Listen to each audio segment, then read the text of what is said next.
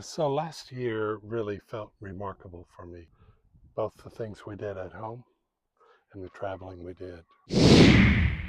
And we got a call from our friends, Marilyn and Ronnie, and they told us they were about to go on a cruise to Hawaii that began in late January and covered much of February. And they asked us to join them, and we did. Best part of that cruise for you? Whale watching. We got up real early one morning, just went out and humpbacked. It was the mama teaching her baby to fin slap. Yeah. It's pretty bad. And it was at dawn and early morning, and we'd taken, it was about an hour drive to get there from the port. So we were up at the very top of Oahu, and Got up very early. It was dark yeah. when we arrived. So it felt like an adventure. Yeah, it's fabulous. Kayaking. Got Marilyn and Rhonda out on kayaks. That would be a highlight of the whole year. Yeah. So we ended up in San Francisco in May. But that stop in San Francisco to see your mom and brother and sister-in-law and their kids, that was fabulous. That was amazing. I love that. I'm ready to go back. Yeah. Yeah. I think we I think we are. But yeah, no, it was fabulous. Really enjoyed it. And good conversations, good dining. Their kids are really into sports, so we saw everything from softball to performance, dancing, cheerleading, and their new baby. And their new baby, Yeah, Juno, Juno, which is the right segue for Alaska. Because we went from there up to Seattle and spent 6 weeks out on cruise ships in Alaska. A legendary cruise on the Westerdam. Preceded that with a week on the Eurodam. With Ronnie and Marilyn again. Yeah. And her brother, Russ and Daryl. Yeah. They call it a legendary voyage, and it certainly was that. That one stands out as maybe one of my best cruise trips ever. Mm-hmm. And what made it special? We went to a lot of destinations that we normally don't go because we had a full month. And I thought the crew was outstanding. I thought they had a lot of good enrichment programs about our stops and that kind of thing. And then we, the stops themselves were extraordinary. We did a lot of kayaking 2 or 3 times. That was really great. I agree with you. I think the itinerary set the tone. These are ports that we don't normally get to on cruise ships. We met some fantastic people, both people that we have a connection to because we know their families here, but also just the people we met ashore, musicians, and there were Uber drivers, and just really Tour made a leaders. lot of connection. People at each of our destinations. Who can forget that stop in Nome where we learned about their life there? That was extraordinary. Yeah. But I think that's it. It was the combination of a really extensive itinerary, and we did a good job picking some spectacular activities to do in the places where we were. We did. I think the bear watching in Homer. I think the Glacier Lake kayaking in Valdez. I think the dog mushering in Seward up on top of the glacier that we took the helicopter to get to. I just think that you're absolutely right. The excursions, we were active. We did some great beer tasting too. Alaska, if you don't know, really has great brewing up there. I guess they need something to do. They have embraced in the winter, the culture. And, great beer tasting. Just about every time we went, we did some beer tasting. I thought the ship itself was great condition, great food on board. I remember it.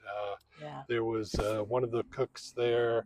His kind of special job was cooking meals for special needs people or somebody who had some special dietary requirements. And we praised a couple of his dishes that we had, and he came out and met us, and then he took it on as a mission just to kind of find dishes that we liked, and How many times did you get your very special spaghetti? that spaghetti I loved. Yeah, the chili rellenos that we love Ah, on Holland America. Clearly, for me, the two highlights were the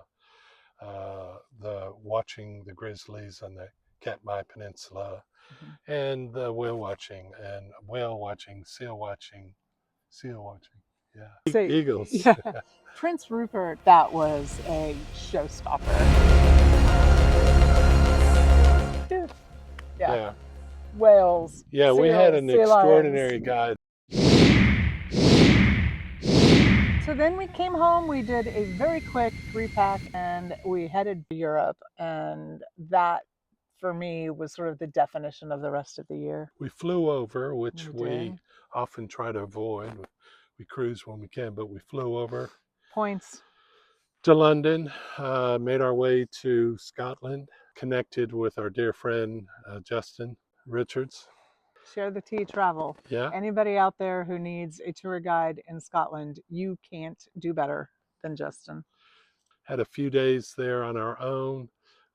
We were joined by a friend from our days hosting exchange students, Chris from Poland. Went out to the Outer Hebrides, the Isle of Bada.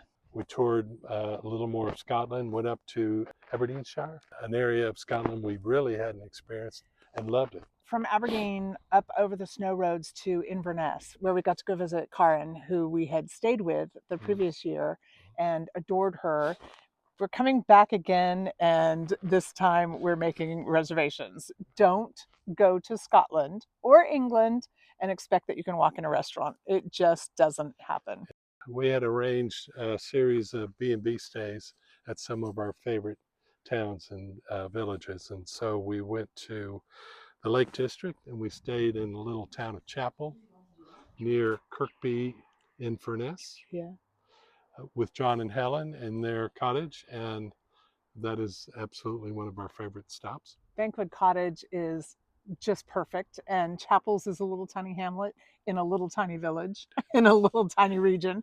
But it was wonderful. We did the Peel Ferry and went and saw the castle and the lighthouse and the seal colony that lives on the island. And we got up to Windermere and we did the lake cruise. There, down on the coast there is a Roman fortress that we went to. And that for me was a highlight. It was very well preserved Roman fortress, a Roman road that led from the port inland. The Hard Knot Pass leads to the Hard Knot Fort, and it was magnificent. Everybody had warned us about how Yeah, difficult it would be to get there by car. They were absolutely right. As difficult as driving is in Scotland and England anyway, with the narrow roads and pathways and the rain and difficulty, just going up and down. This was extra special. It was extra narrow, a lot of extra traffic. steep. It was raining. Loved it. Yeah, Loved it.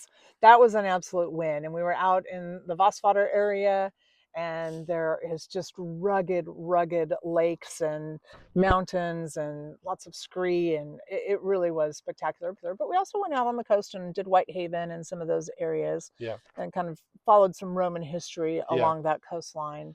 And we did that by car, but we went back there by train a couple of times, and that was really good. It was really nice. For me, not driving allows me to see things that I miss when I'm driving. 1692. Yeah, and absolutely want to go back there. Yeah, Jonathan is. I don't care if we see anything else. I just want to go back to 1692. Yeah, just everything they did, Top shelf. from the decor, the design of the space, to the breakfast, to the meals, to the guidance they gave us about what to see in the area was just amazing. And the owner is just really special. And I think what was really cool about this trip is we had taken places from the year before that were special to us. So it was the Lake District, it was the Yorkshire Dales, and it was the Cotswolds. We drove from the Lake District to Yorkshire and went to Grassington, which is just the village that I get homesick for when I'm not there. It is this quintessential English village with the best people we have met and the most beautiful scenery and a really vibrant village life. For a town that has 2,500 people, Yeah. they do more and are more than towns with 80,000 people. Yeah. And we met new people there We this met time. new friends there. Yeah. So Jody was with us for about a week. Yeah. We want her to stay longer next Yes. time. But we met Mick and Polly. And their daughter, Debbie. And at a pub. Where else do you meet people in England? And they really made that special. They really made that special. And it's everything from Wednesday fish and chips night at over in Linton at the Fontaine to getting to go listen to the guys jam, embracing village life and being a part of what's happening around the square. I'm partial to the Black Horse. Yeah. The Foresters is where I do quiz night. Yeah. And the Devonshire is where I sit out on the square Yeah. and have a beer and watch people. Yeah. There's a church there that we go to, and it's pretty special. The little congregational church. I think that's going to stand out as probably a highlight for that entire summer for me. From there, we headed down through Bakewell, which I really enjoyed Bakewell, and Mark and his home there that we stayed at, and on to Burton on the Water, which was our other favorite town from the previous year. And we had stayed at a flat over the Croft, which is a really great restaurant right in the heart of the village. Donna, who owns the Croft, also owns a manor home really nearby. Yeah. And she has outfitted an apartment that we fell in love with. Yeah. Those two towns, Grassington and Burton on the Water, are both favorites. They're both small towns. They're both tourist driven in a way because of their beauty, and in the case of Grassington, because of the TV show All Creatures Great and Small that is filmed there. But they are real towns, and I think that's why we love them. And at night, when the tourists are gone, the buses are gone, there is a real village life in both those places. From there, we went south. We were scheduled to leave England from Southampton, so we were kind of going in that direction. We went through Salisbury, and we stayed in the town of Fordingbridge. I know was not your favorite town. That probably is not hitting your highlight list. It wasn't. It was probably the most real, day-to-day, grinded out kind of town. Hardworking people, definitely not a tourist attraction. And I think it was probably important to have that experience. I do too. Even though we were there, it was raining, our trip was kind of winding down. Probably would have liked something a little more uplifting, a little more exciting. And there in that area, there's a park there, a national park, and they have a lot of wild small horses, and that is pretty remarkable. Yeah, the New Forest wild ponies, and it's a terrific story about evolution and the protection of the environment and the horses being part of that environment. Bewley is a little town closer to Southampton, just 30 minutes outside of Southampton, and probably just less than an hour from Fordingbridge. But it has all of the quintessential village character that you probably were looking for in Fordingbridge. That pronunciation may be correct, Bewley. Yeah.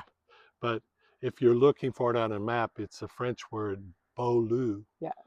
Like Beau, Lieu. Bewley is a place that I think you will see on our 2025 list. Yeah. So we left from there, went to Southampton, and got on a cruise ship to come back here. And it was Princess Regal, and if you follow our channel, you know that most of the time we seem to be cruising on Holland America, but we've cruised Princess in the past, and this particular cruise on the Princess Regal had the attraction of it was sailing from Southampton with a few stops in Europe and Mid-Atlantic, sailed through the Caribbean, a couple stops, and actually came back to Galveston, Texas, where we're based. It was 30 days. There was a significant part of that, a couple of weeks really, where we traveled around the UK.